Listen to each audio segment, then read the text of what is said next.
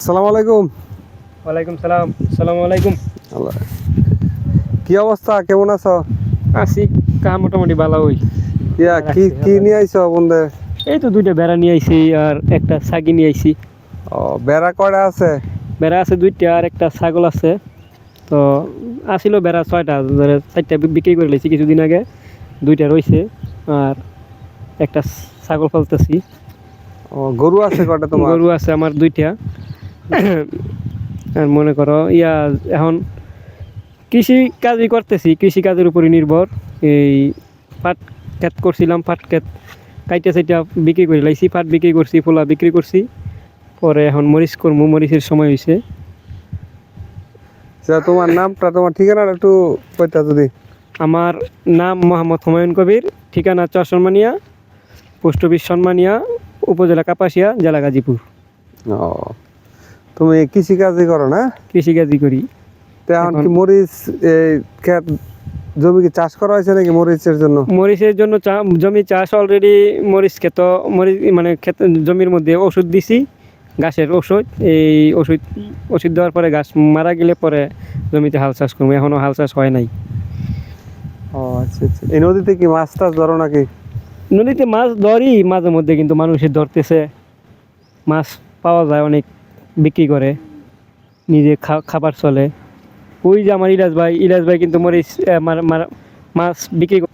হ্যাঁ হুমায়ুন, আমাদের যে এই কৃষি নির্ভর অর্থনীতিতে মানে আমাদের এই জমিতে কি কি ফসল উৎপন্ন হয় একটু যদি বলতাকে। না, আমাদের জমিতে ফসল উৎপন্ন হয় ভালো, কিন্তু মরিচ উৎপন্ন হয়, মরিচের পরে পাট উৎপন্ন হয়, পাটের পরে আবার ধান উৎপন্ন হয়, ধানের পরে আবার মনে করো এই নানান সবজি উৎপন্ন হয়, আলু উৎপন্ন হয়, ভুট্টা উৎপন্ন হয়, মানে এরকম। অর্থাৎ আমাদের মূলত আমাদের এই চরসনমানিয়া এই অঞ্চলে কৃষিকাজের জন্য একটি উর্বর একটি এলাকা। এই উর্বর জমিতে আমাদের বিশেষ করে অর্থকারী ফসল হচ্ছে আমাদের মরিচ। কারণ এই মরিচ, এই অঞ্চলের মরিচের যে খ্যাতি রয়েছে, সুঘ্রাণ রয়েছে, অত্যন্ত জাল। এই অঞ্চলের চরসনমানিয়ার মরিচ, আপনার মরিচ সিজন কিছুদিন পরে শুরু হবে। আপনারা জমি মরিচ চাষের জন্য কিছুদিনের ভিতরে উপযুক্ত করা হবে। আর হয় আমাদের যে বেঁচে থাকার এবং খাদ্যের চাহিদার জন্য যে বাতের প্রয়োজন, সেই বাত অর্থাৎ ধান চাষ হয়। অর্থাৎ দুটি ফসল এখানে কন্টিনিউ হয়। আর অতিরিক্ত কিছু ফসল কিছু মানুষ করে, সেটা হচ্ছে সবজি উৎপাদন করে যাদের প্রয়োজন। এবং যখন মরিচ চাষ করা হয় তখন তো আবার সবজির কিছু দেওয়া হয়, ডেঙ্গা, তারপরে দেওয়া হয়, দাঁড়া দেওয়া হয়, টমেটো, কালা বেগুন, মানে ইত্যাদি আর কি, লাউ কুমড়া মানে পাশাপাশি করি।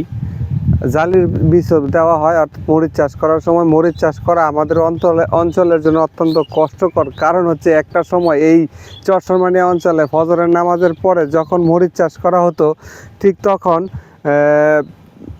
যে চাক্কা, মানে আমাদের এক অঞ্চলে ছোট ছোট ইটের মাটির যে ইয়েগুলি থাকতো, দলা থাকতো, তাকে চাক্কা বলে। সেই চাক্কা ভাঙানোর জন্য খট খট শব্দ শোনা যেত। কিন্তু বর্তমান প্রেক্ষাপটে সেই মাটি গুঁড়া করার সুযোগ মানে সময় আর নাই। মানুষের প্রযুক্তির ব্যবহার চলে আসে। আগে গরু দিয়ে চাষ করা হতো, সেই গরু দিয়ে চাষ করার মতন পরিবেশ পরিস্থিতি এখন আর নাই। এখন আধুনিক প্রযুক্তির মেশিন দিয়ে মূলত আমাদের এই অঞ্চলের জমি চাষাবাদ করা হয়। ফলশ্রুতিতে মাটি হয় ঝরঝরা, কৃষক হয়ে যায় ফুরফুরা। অর্থাৎ তারা এই আগের মতো পরিশ্রম করতে হয় না। এবং মরিচের ভালো দাম, 1 কেজি মরিচ, ভালো মানের মরিচ 400 থেকে 500 টাকায় এই অঞ্চলের মরিচ বিক্রি করা হয়। ঠিক না ভাই? ঠিক ঠিক ঠিক ঠিক। তুমি কত করে পাচ্ছ এবার? ঠিক, আমি মরিচ বিক্রি করছি 450 টাকা কেজি, 18,000 টাকা মন। 8,000 কতটি মরিচ ছিল তোমার এবার? আমার 5 মন মরিচ ছিল, 5,18 90,000 টাকার মতো বেচছি। 5 মনের উপরে আসছিল, কিন্তু 90,000 টাকার মতো অলরেডি বেচছি, বিক্রি করছি, আর কিছু রয়ে গেছে। এখন মরিচের বাজারটা একটু ডাউন দিছে, যাই হোক সমস্যা নাই। কিন্তু মরিচ আমরা এবার মানে নিয়ত আছে আর একটু বেশি করার জন্য।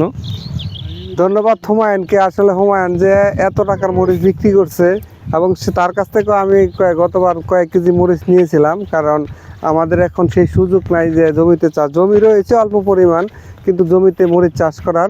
তার মরিচ অত্যন্ত, মানে আমাদের অঞ্চলের মরিচগুলি হাতে তুলে রোদে শুকিয়ে প্রাকৃতিকভাবে আসলে আমরা সংরক্ষণ করা হয় এবং আমাদের চট্টগ্রামের মরিচের খেতি এই কারণেই অত্যন্ত বেশি এবং সম্পূর্ণ ন্যাচারালিভাবে উৎপন্ন করা হয়। যদি বেঁচে থাকি অবশ্যই মরিচ চাষের সেই প্রক্রিয়াগুলি আমি আমার ভিডিওর মাধ্যমে আপনাদেরকে দেখাবো।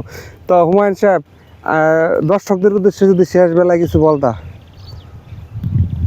প্রিয় দর্শক, তাহলে আমি যা মানে আমার কৃষি সম্বন্ধে আমি যা কিছু বলছি তাহলে দোয়া করবেন আমি এইভাবে কৃষিকাজ সামনে আর একটু এগিয়ে যেতে পারি, এগিয়ে যেন যেতে পারি। আর আপনারাও ভালো থাকেন, আমিও সুস্থ থাকি, এই বলে আল্লাহ হাফেজ। ধন্যবাদ হুমায়ুনকে, অনেক দীর্ঘক্ষণ সময়ে যারা আমার এই ভিডিওটি শেষ পর্যন্ত দেখেছেন তাদেরকে অসংখ্য ধন্যবাদ জানাচ্ছি। সবাইকে ধন্যবাদ। আসসালামু আলাইকুম।